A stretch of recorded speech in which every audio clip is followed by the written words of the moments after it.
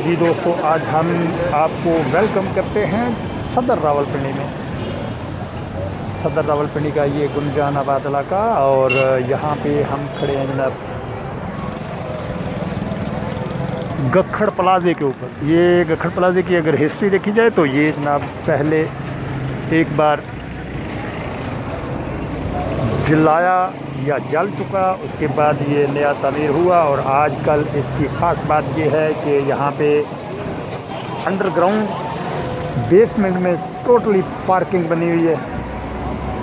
और यहाँ पे इसलिए भी लोग आते हैं जो कि अगर आपने नया कोई फैशन देखना हो तो आपको गखड़ प्लाजा रावलपिंडी आना पड़ेगा। लेटेस्ट डिज़ाइन और लेटेस्ट किस्म के जो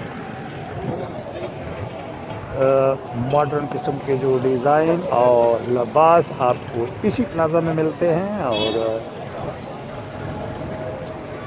यहाँ पे लोग इस वजह से भी आते हैं कि जब कोई लेटेस्ट डिज़ाइन या लेटेस्ट ड्रेस बनाना हो तो यहाँ पे लोग आते हैं और भरपूर तरीके से एंजॉय भी करते हैं।